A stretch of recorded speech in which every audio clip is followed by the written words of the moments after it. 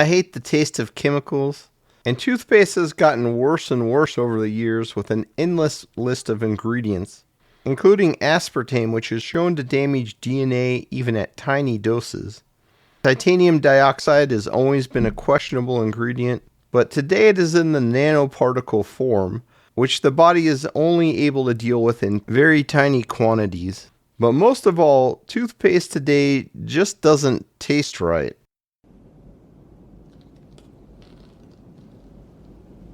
Poison! Does this mean? Yeah, baby.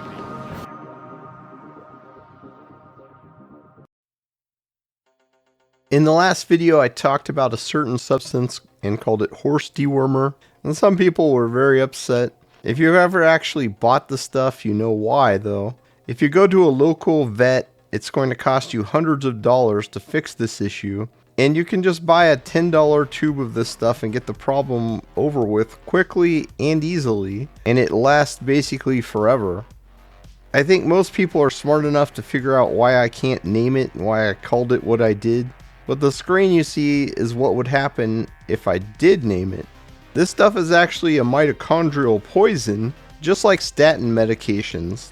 Taking either one is a very bad idea in the long term, but especially for something minor like a sniffle.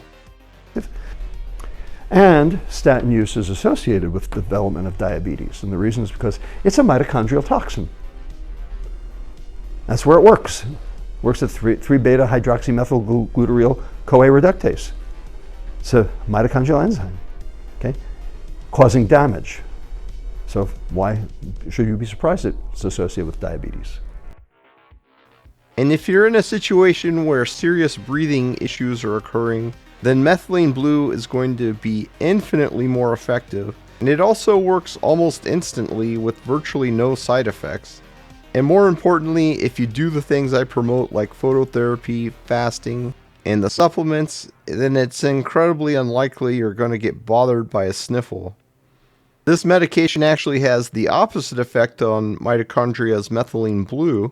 In fact, there was a clinical trial where they tried to use both of them together to fight malaria, and guess what happened? Knowing how they work, you might not be surprised to learn that when you use them together, methylene blue completely negates the effect of that other stuff, and they're actually more effective when you use just one or the other.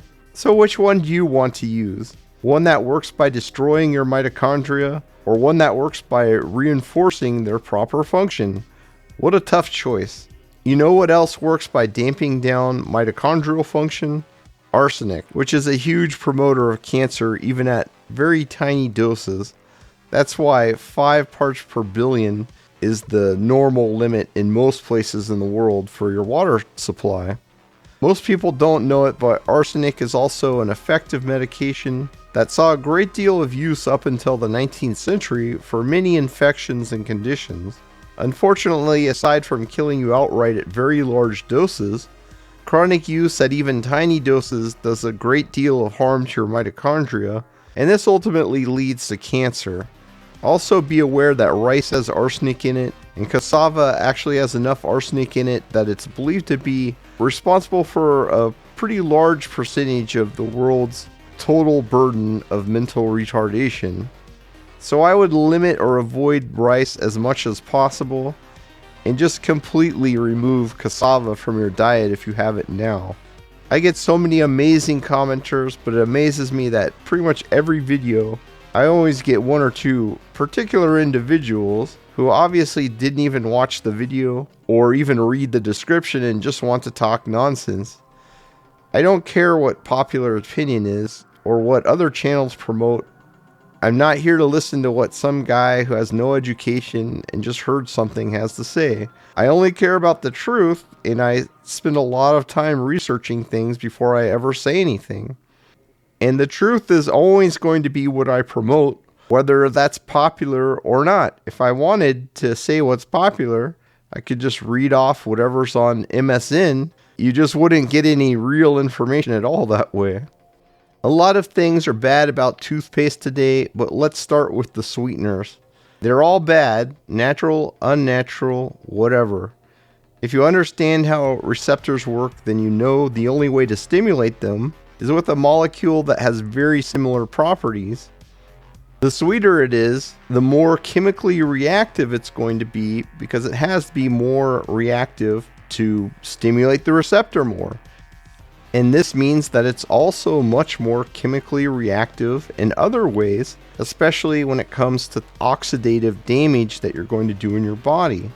And this includes stevia, and this includes allulose, and yes, xylitol in particular, because people think that they should add this to toothpaste for some reason.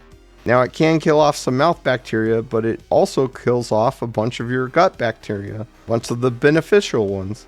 All of it's bad for you, period. I have a video explaining this a bit more, but basically more and more data shows that oxidation is the key to cancer, obesity, and aging. Professor Lustig and his colleagues have finally formalized this into a new theory of obesity, and it has been the main theory of aging for a very long time. Professor Thomas Seyfried also has for a long time promoted this theory as the theory of cancer, that it's a product of metabolic damage and mitochondrial damage. And that's not new either, because that's been around since the 1930s and Otto Warburg. And I have to agree that this is the problem. It's all from mitochondrial damage. This is what slows your metabolism over time and what makes you fat. This is what causes DNA mutations. This is what leads to cell death and cell senescence. The only truly safe sweetener is glycine, which your body requires in large amounts for other purposes, and which actually reduces oxidative damage and is required to make glutathione, which can help clean it up. Now, some of these other sweeteners like stevia can reduce oxidative damage, but the problem is that they're still doing damage in other ways, and they're still bad for your liver.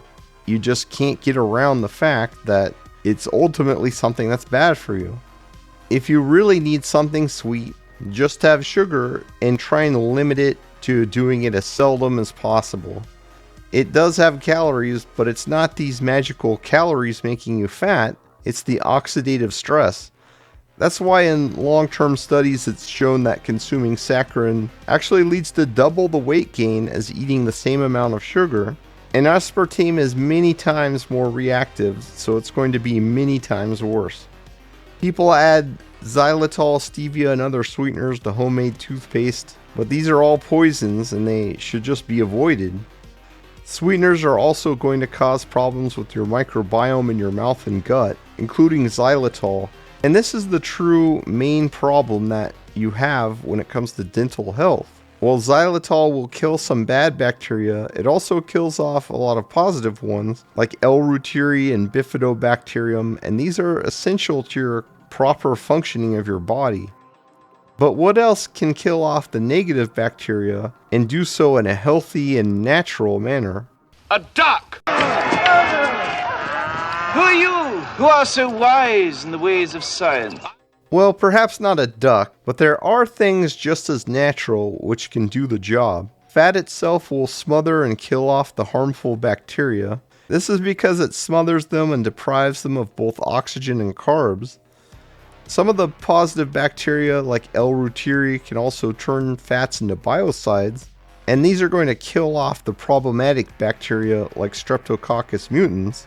They also create acetic acid in the gut, which not only kills these bad bacteria, but also has endless positive effects within the body. Bacteria like Streptococcus mutans that thrive on large amounts of fructose also secrete large amounts of acid in the mouth, and this is the main cause of tooth decay. Because of this, I use coconut oil as the base of my toothpaste, and that alone can have a very positive effect on your gum and tooth health. I've been taking oil of oregano for a while now because of its positive effect on gut bacteria, and it also seems to do a good job with mouth bacteria. In studies, it's shown to kill over 98% of Streptococcus mutans bacteria, and that's the main one responsible for cavities. That bacteria elevates acidity in the mouth a great deal, and this eats through the enamel on your teeth and allows the cavities to form. Oil of oregano is also shown to kill off these negative bacteria without harming the positive gut bacteria, which actually increase when you use it. On top of all this, you also get increased production of short-chain fatty acids in the gut, especially vinegar and butyric acid, because you're killing off the bad bacteria and you're promoting the good ones. I've talked about vinegar and health in the past, and needless to say, this is very helpful for your health. Oil of oregano is even shown to help with depression markers in rodent studies. I've been taking it daily for a long time, and while fasting in vinegar and eating better helped my gut issues a lot. It was only when I took oil of oregano that I got things truly back to normal after years and years of problems. It's only recently that I've started to use it in homemade toothpaste, but that also has gone very well. I'm very happy with how my mouth feels. I also take rosemary extract, and I've recently put that into the toothpaste as well.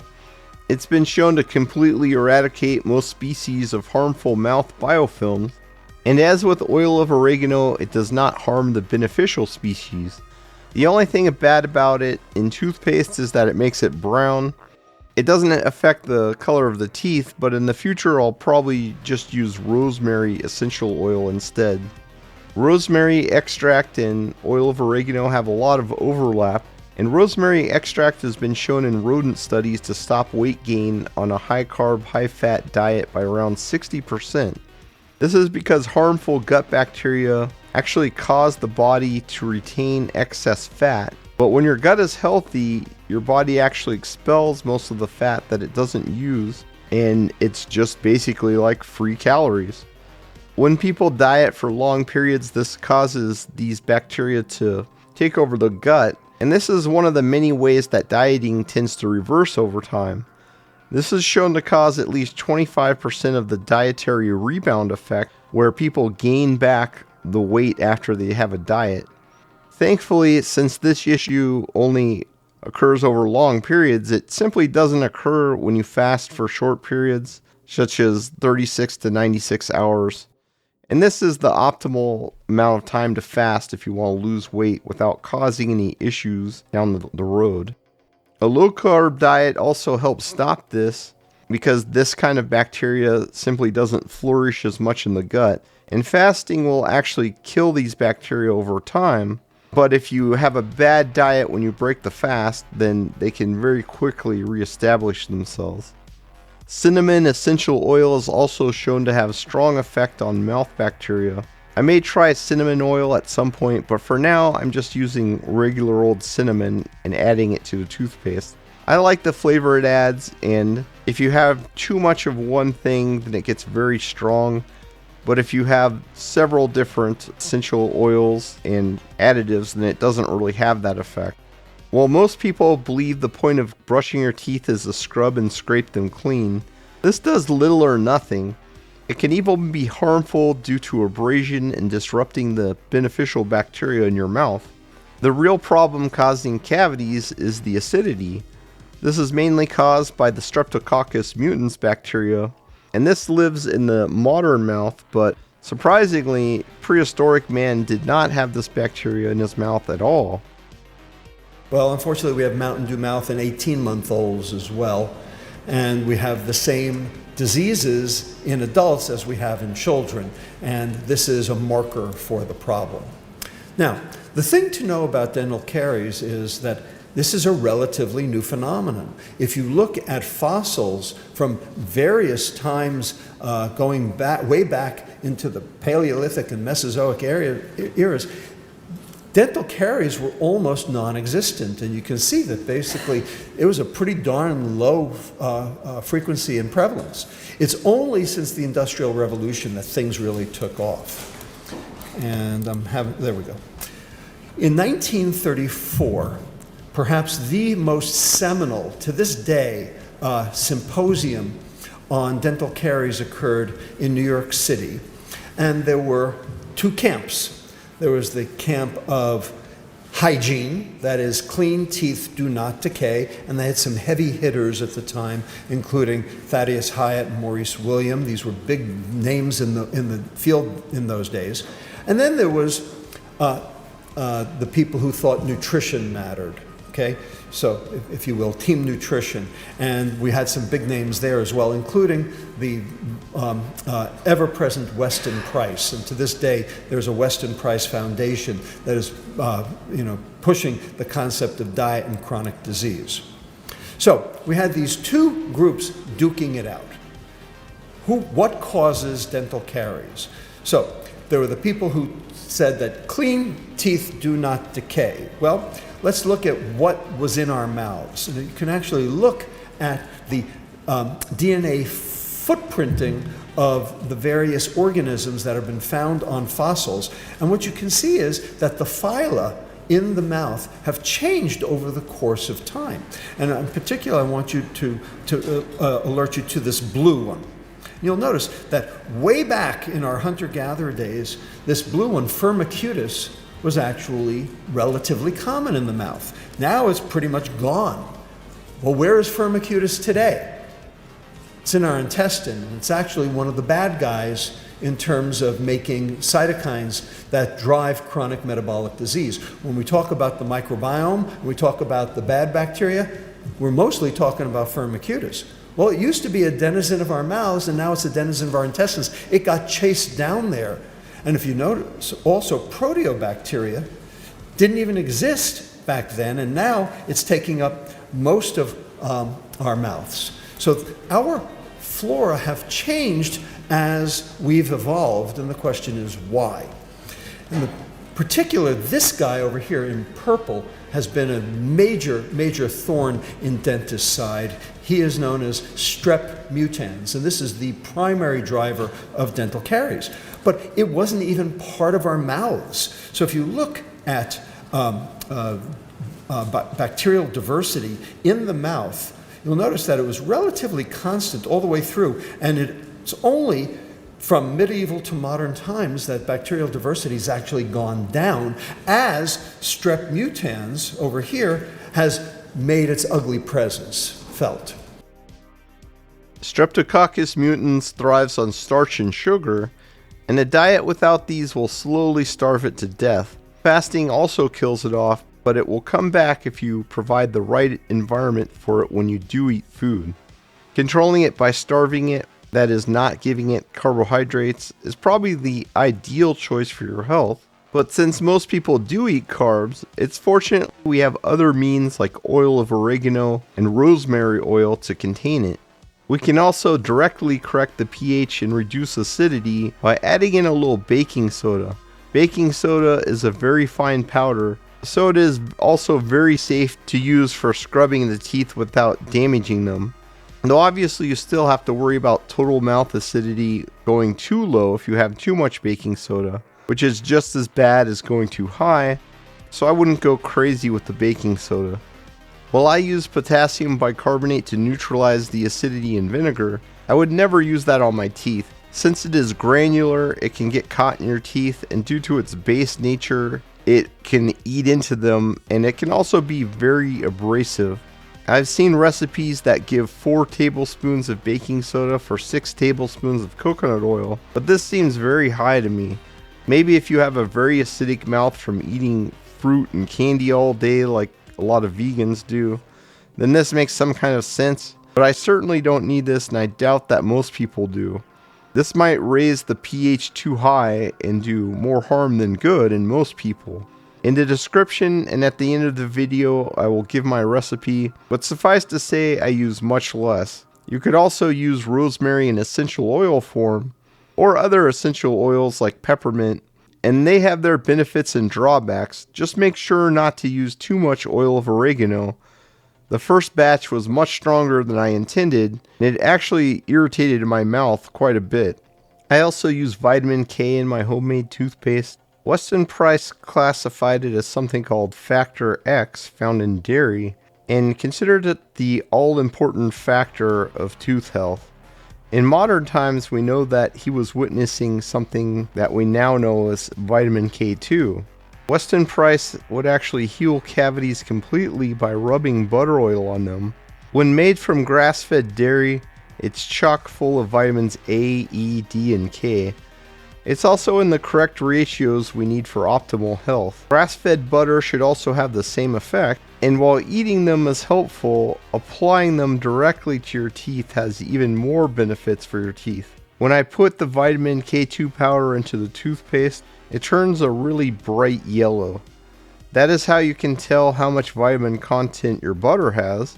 If it's extremely pale, then it's going to have very little, and that's the case for most butter today, but grass-fed butter is quite yellow. Butter oil is very expensive, but it is full of vitamins, so it might be worth buying. However, I would rather eat it than waste it by brushing my teeth with it. If you do go that route, you might still want to make this toothpaste, or else just brush your teeth with plain old coconut oil. Unfortunately, the ingredients in toothpaste today is usually not nearly as good as this. Carrageenan is a natural thickener and emulsifier that is in lots of so-called natural products, but it causes acute inflammation on skin contact in animal studies, and many people have inflamed gums after they use it. This is in many toothpastes, and it's even in things like ice cream, and it can actually cause gingivitis, and that's one of the main problems in dental care. It's hard to believe this is even an allowed ingredient in food and personal care items, but nothing surprises me anymore. Titanium dioxide is tentatively linked with cancer, and when a chemical is tentatively linked with cancer in the short term, it eventually always comes out that its long-term effects are extremely devastating. That's also the case with artificial sweeteners and also arsenic, and we now know how incredibly bad arsenic is for you, for example. You would have to take tons of arsenic to perish from the effects right on the spot, and you'd have to take huge amounts of sweeteners to get cancer in the short term. But when you look at the long-term data, you find a horrific pictures painted from even small amounts of these so-called safe additives. Unfortunately, that takes many decades before it materializes and leads to a ban, and arsenic was actually used as a medication for a very long time. Perhaps worse is that titanium dioxide is usually in the form of nanoparticles. While many people today will incorrectly suggest your body cannot do anything to ever remove nanoparticles, that's not true. You actually eat carbon nanoparticles every single time you eat. But once it's in your organs, it's much harder to deal with, and it's much more concentrated in these additives than you would ever find it in nature or in foods. So as a rule, I would avoid nanoparticles if at all possible. It's yet another thing that I am sure is going to be banned in time, and before it is banned, it's certain to do lots and lots of damage. Sorbitol is another common ingredient. Sorbitol is yet another sweetener, but this one is particularly bad because it converts to fructose in the body, and it can be used by many negative bacteria as fuel, and this disrupts your gut microbiome, and it also causes problems in the liver and the kidneys, which is not worth going into. Sorbitol is actually a byproduct in your body's metabolism, and it's one of the more harmful things that your body produces. Hydrated silica would probably be fine if it were truly pure, just like taking little grains of sand, basically. Unfortunately, this is usually yet another nanoparticle product. A lot of so-called natural toothpastes have this garbage in it, and a lot of these toothpastes did start off pretty natural, but then they get bought out and then they just become trash. So unless you're keeping an eye on the label constantly, it's better to just get rid of buying toothpaste in the store. This stuff is for polishing the teeth, but this is a misguided idea in the first place. A soft brush is more than abrasive enough, and while I used to like hard brushes because I felt like it was cleaning more, I realize now that was a very misguided attitude, and you really want the softest brush you can have. And to brush as softly as you can, just spread around the toothpaste.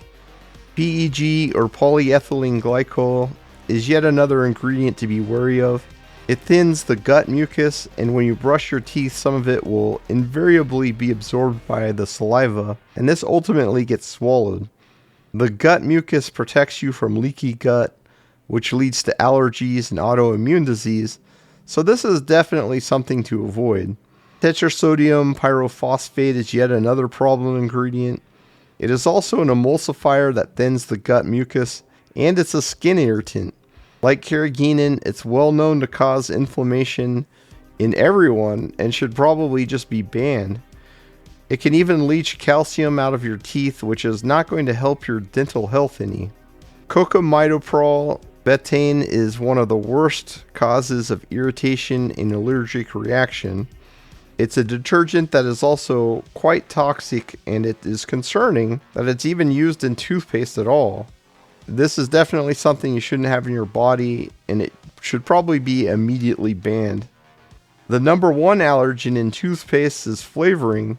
Sadly, we don't even know what the flavors are, and even the makers themselves may not know because they buy them from these big industrial conglomerates, and they keep the formulas secret. Most of these are creations that are biosynthetic in nature. They're grown in these big black vats of goo. So you're also getting byproducts like soybean oil, allergenic proteins from dead bacteria, bacterial DNA, and who on earth knows what else. Whiteners also cause issues because they can demineralize teeth over time. Even the easier to pronounce ones like hydrogen peroxide. And they even just put straight out bleach into some of these toothpastes, as amazing as that is. This leads to increased sensitivity and can lead to cavities, obviously.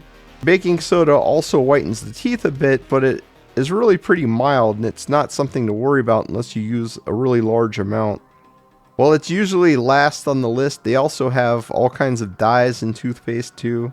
These are almost all cancer-causing agents. And if you understand cancer within the metabolic mitochondrial damage framework, as presented by Professor Seyfried, then you understand that if something causes cancer at a large dose, you want to avoid it at all doses because the damage is always going to be cumulative. Some of these are also biosynthetic, so you're also getting who knows what else as a byproduct.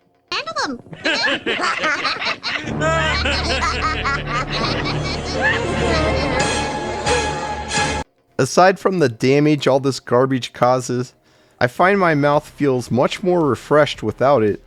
Not surprising when you see what a chemical dump these commercial toothpastes are, including the so-called natural ones. While I currently use oil of oregano and rosemary as an extract, I will probably also move the rosemary extract into rosemary essential oil. The amount used should probably be about the same as the amount you use for oil of oregano. You could just use one or the other and use more, but they work even better together, and it kind of dilutes the taste and some of the irritating effects that you could get at a really high dose from some of these essential oils. You could also add in mint or peppermint for flavor and for additional benefits, but beware that these essential oils decrease testosterone in men, so personally I'm not going to be using that in my toothpaste. Clove oil is often used to reduce tooth pain and is also beneficial to the mouth microbiome, so this is another one that you could consider. You could also put in cedarwood or lemongrass essential oils, but keep in mind that cinnamon is shown to be more effective against Streptococcus mutans. But I think it's better to use a variety because large amounts of any one oil can be overwhelming for your palate, and when they're taken together, they can work together without making the taste too strong, and they have different effects on different bacteria. I mix the toothpaste into 4-ounce mason jars. I fill these halfway with coconut oil and I mix in the other ingredients one at a time.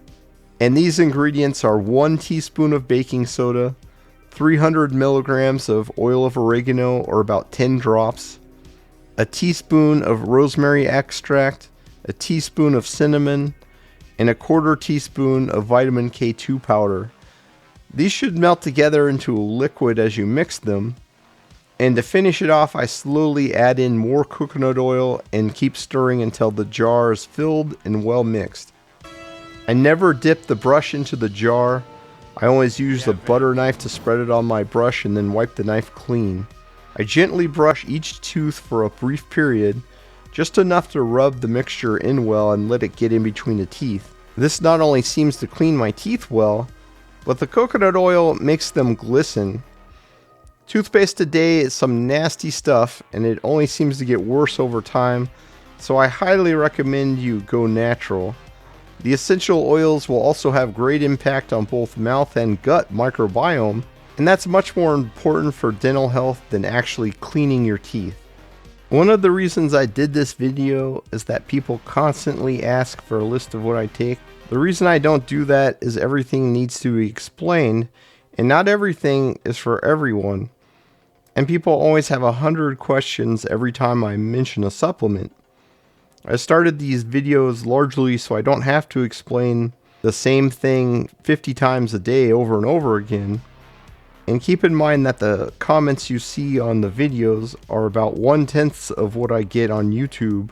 And that just counts YouTube alone, not people emailing me and stuff like that, which I largely ignore. Fasting is also my main priority, and supplements can help a lot, and the great thing about them is that they don't require any real effort like exercise or fasting, but they're mainly there to plug the deficiencies of a modern diet.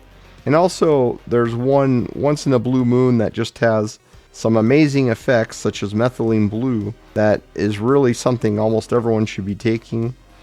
Alpha-ketoglutarate is another one that's probably a good idea because you just lose that in your body over time.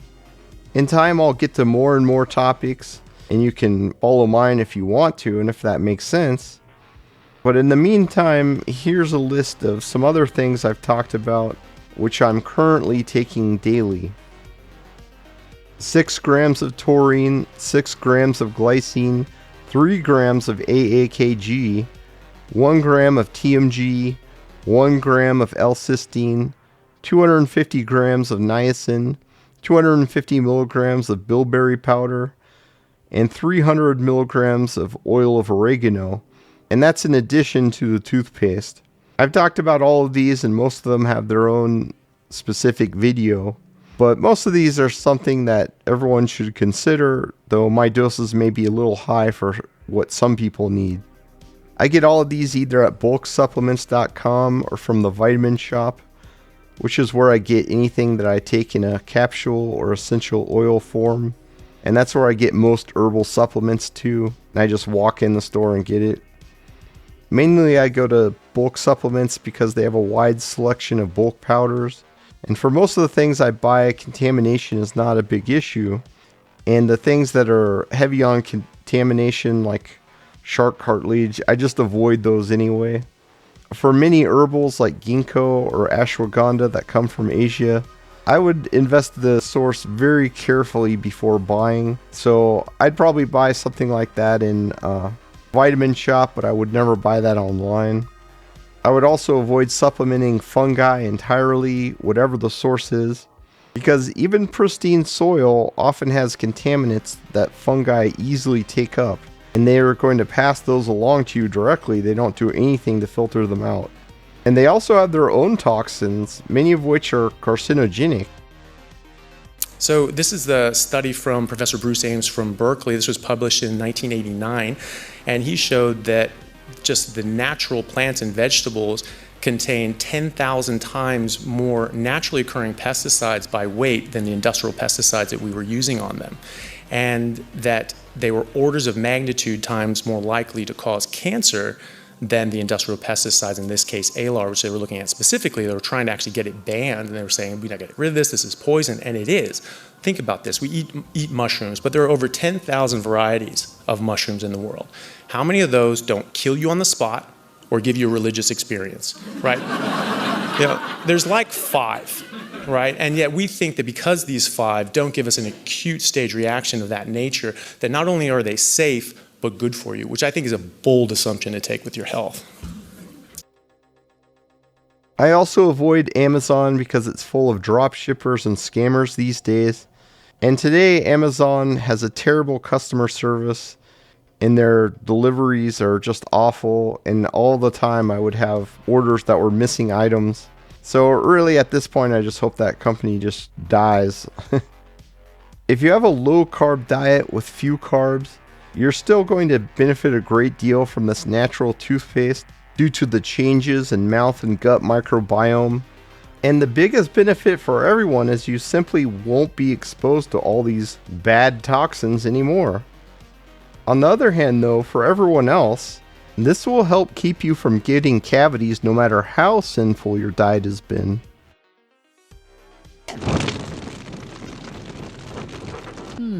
Who's that goat-legged fellow? I like the cut of his jib. Prince of Darkness, sir. He's your 11 o'clock.